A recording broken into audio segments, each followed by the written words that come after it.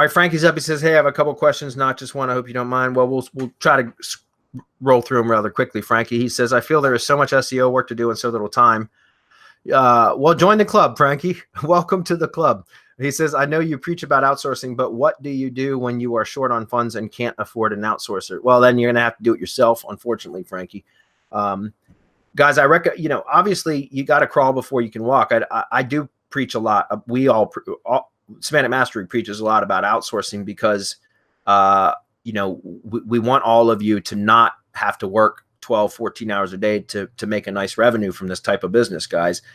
But that doesn't mean that, you should start off outsourcing right away. If you have the resources, you certainly can. But I know many of you do not, and you're looking to create an income. And so for those of you, hey, I bootstrapped my business. I did absolutely everything. I literally started off with nothing and started my business just learning how to do everything and doing it myself. And so, Frankie, that's what I would recommend you do. If you don't have the funds, you either need to learn how to do it on your own, or find somebody else that is looking to start a business too, that may have some of those skill sets already, and work, maybe joint venture or partner with them, so that you guys, two heads are better than one. You might be able to make more progress.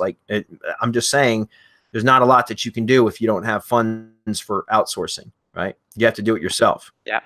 And also SEO takes money too, right? You're spending money for tools. Maybe you have a VPS, or maybe you're hiring somebody to do some specific stuff, right?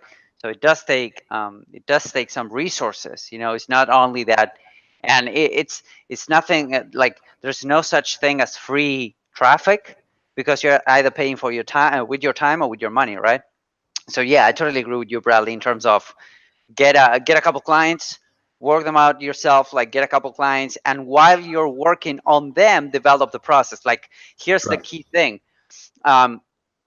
Initially you will have to do everything yourself, and that's how, this is what some of the stuff that I've learned going through this is that every time you do a new activity, whatever that is, right, setting up a syndication network, whatever that is, it doesn't really matter. Think about that on how to set up a process. Think about it in terms of, how can I record this? It can just be a recording, right? Record yourself doing that, so that you can train somebody. Maybe you don't have the funds to do it right now, but at some point you will. And that way you have a document, like a living and breathing document, that you can pass on to somebody else. So initially, whatever project I'm starting out, I usually do everything myself. Not because I cannot outsource, but because of the fact that I want to know exactly how it's done, and I want to develop a way that I like it to be done. Sure. But I have the end in mind, right? You need to have the end in mind, that it's going to be to hire somebody to do it for you. So that way you are you're winning time in terms of, okay, I'm going to do this, I'm going to record it, so that by the time you get the funds, you already have that documentation in place, if that makes sense. So I think that will save you a lot of time, or at least a good starting point. I mean, chances are, because Hernan is exactly right. Whenever I have to learn a new task, or something comes up in the business, like a problem, so something I have to troubleshoot, for example, an issue with the server or something like that. If it's something new, a task that I haven't done before, then I try to just at least take notes of what I'm doing. Even if it's just a very basic note in Google Docs, guys, I'll take notes of what I'm doing, because chances are it's not something that I'm going to have to do very often. And if it's one of those things, like how many times you guys on the webinar now, I'm sure many of you have had to go figure out something to fix or repair an issue. And then you had to learn how to do it and do research on Google and read through forums and stuff like that. And you finally figure it out, you get it fixed.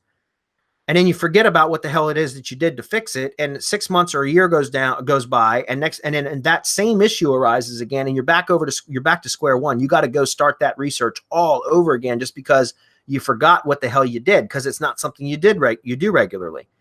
But if you had just taken notes throughout the time that you did it, even just simple basic notes, like copying links from stuff that was helpful, forum pages and, forum links and stuff like that, whatever the case may be, just taking notes. Then the next time that problem arises, you can do a quick search in Google Drive or whatever system you use to store your documents, and find it. And it's going to make that process so much faster. You're going to be able to resolve the issue so much quicker. Well, now that's the basis of a process doc for training a virtual assistant, guys. It's the same process. You can create notes for yourself, and then you can take those notes and further develop them out with maybe perhaps a training video that you narrate the steps as well. That's what Outsource Kingpin method is all about. And in that way, you can teach a virtual assistant to do it. So typically, if I have a new process or something, new task that I have to learn, I am like Hernan in that I like to learn how to do it myself the first time. And I usually will do that same process 2 or 3 times to get a pretty good understanding of how to do it, and also to make the process more efficient. Each time you do it, you typically become a little bit faster, a little bit more efficient. And then I create the process doc in the training video, and I hand it over to a VA. And guess what? I never have to do the damn thing again. Never have to do the damn thing again, because I trained a virtual assistant how to do it, and I can forget about it from that point forward. And even if I lose that virtual assistant, guess what? I have the process doc in the training video to give to another virtual assistant, right? So again, it's a great way to do it, guys.